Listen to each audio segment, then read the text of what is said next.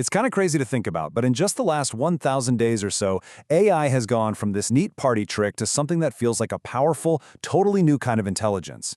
Today, we're going to trace that incredible journey, from the humble token all the way to the AI agent. Okay, so we all remember when ChatGPT dropped, right?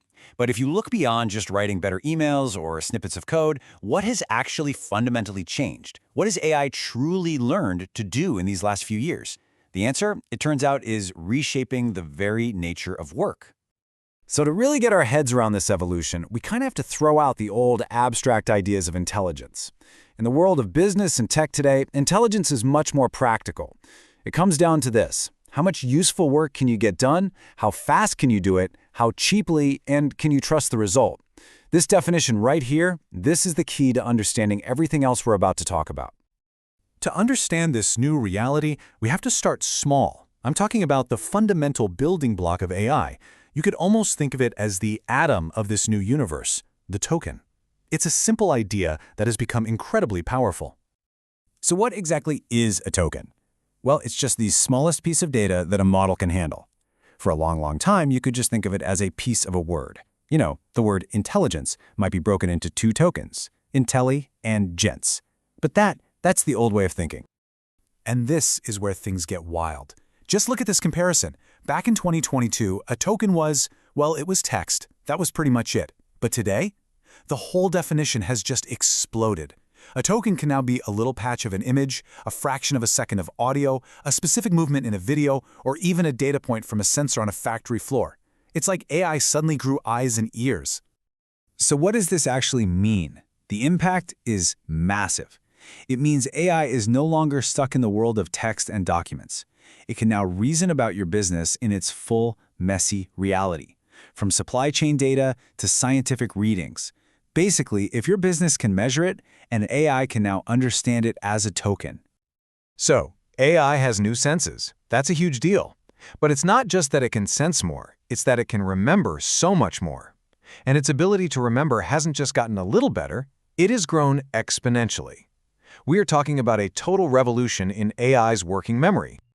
So let me ask you this. How much stuff can an AI actually hold in its mind at one time? In the biz, we call this the context window. And the numbers behind how much it's grown are, well, they're just staggering. This slide just illustrates that jump perfectly. Look at GPT-3 back in 2020. Its memory was equivalent to about an hour of human thought, enough for a single meeting. Now fast forward to models coming out in 2025, we're talking about Gemini holding 12.5 days of thought, and Llama Scout could hold over 4 months' worth. That's the difference between a smart assistant and a chief of staff who literally never, ever forgets anything. But here's a really crucial point. A bigger memory doesn't automatically make an AI smarter. It's like this quote says, having a giant canvas doesn't automatically make you a great painter. What it does do, though, is it allows for much longer, more complex, and more coherent chains of thought without dropping important details halfway through. It's a total game changer for complex problem solving. Okay, so we've established that AI has new senses and a massive memory. But what happens when you combine all of that with incredible speed? Well, that's the third piece of this puzzle, the real accelerator. And it's where the economics get really, really interesting. So let's start with a baseline we all get, human speech. We talk it about 2 tokens, or, a couple of words per second. Now, our internal monologue, the speed we actually think in words, is a whole lot faster. We're talking somewhere between 25 and 50 tokens per second. That's kind of like our personal cognitive bandwidth. And then there's modern AI. It processes information at thousands of tokens per second. It's not just a little faster than us, it's operating on a completely different order of magnitude. This is genuinely superhuman processing speed. So here's the absolute kicker. This incredible superhuman speed has become astonishingly cheap.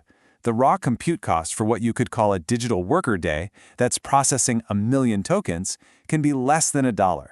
This just completely flips the entire economic equation for any kind of cognitive work. Okay, so you combine these new senses, this massive memory, and this unbelievable speed. What do you get? You don't just get a better assistant. You get an AI agent, a true digital worker. So what even is an agent? Well, it's not just a copilot that helps you with one little task, like writing an email. No, An agent is a system that's designed to take ownership of an entire multi-step workflow, from start to finish, using all those amazing capabilities we just talked about. And we're seeing this roll out in companies in 3 pretty distinct ways. It starts with people just playing around with copilots, experimenting. Then, companies move to using AI in verified workflows, where a human is still checking the work. But the final step, that's putting agents right in the middle of things, handling entire slices of real, important work all by themselves. And all of this brings us to the core idea of this whole transformation, what we're calling the intelligence inversion. The central challenge has completely flipped on its head.